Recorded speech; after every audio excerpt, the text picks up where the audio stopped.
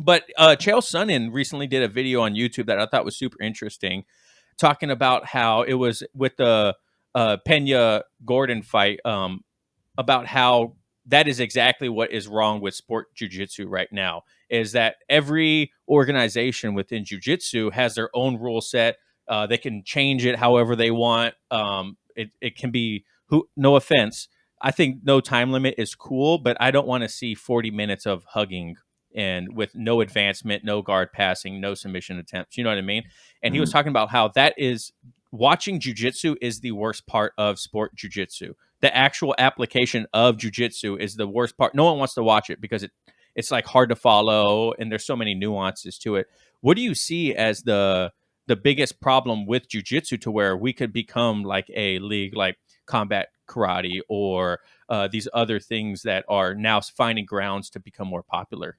Well, I think step one is bigger organizations should stop trying to cover up sexual abuse. That would be a good start. But I Right. think, because who the fuck wants to watch that? Could you possibly back those organizations when they literally are covering up sexual abuse? Like, no one wants to be involved in that, and it makes everything look fucking gross, right? And so, like, at the highest echelons, you have all of these people who are caught dead to rights doing some really dirty shit, and then it's just accepted that that's okay.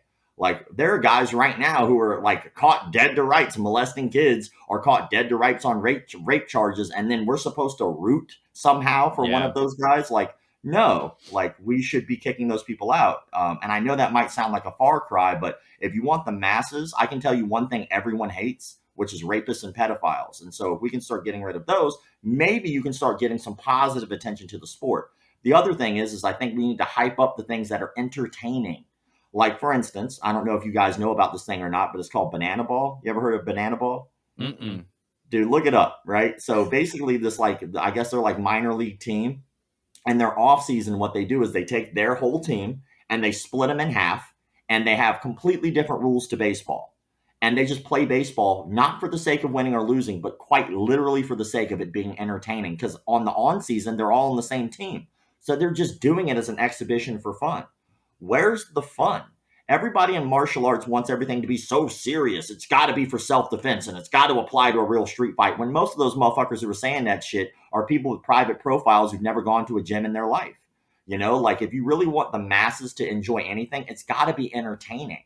And so that means that your rule sets need to be entertaining. And like you said, when you have a no limit time match or a no limit match, and it's going on for an hour, and someone's on like top half guard, and the person doesn't want to lose the match, so they just stay there because they know they're going to wind up winning. Or, I'm not saying Gordon Ryan did that, because I saw him put on some crazy ass pressure. But he's usually one of those guys that like calls his shots like Babe Ruth before the fight. So he probably had something. He was like, I really want this thing. And so for him, that's what's entertaining. But Gordon Ryan's probably the best thing for jiu-jitsu, to be honest, if you want it to be a spectator sport, because he's entertaining.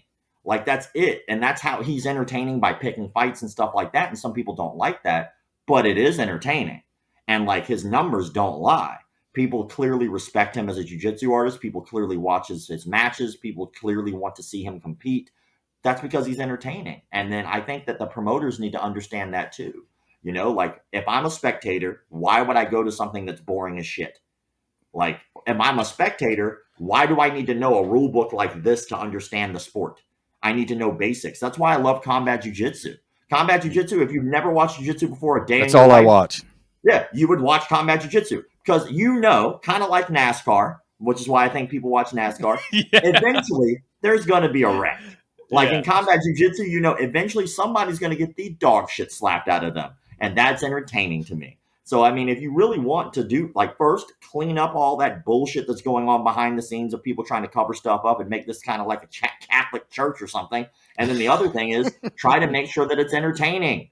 Like, if you can get rid of the pedophiles, get rid of rapists, make it entertaining, bam, we got entertainment soup. People will watch that. You can't pay me to go to a baseball game, but I'll go to a hockey game any day. Oh yeah, same thing. And they actually made like a combat sport somewhere in there where it's literally just two people fist fighting on skates now.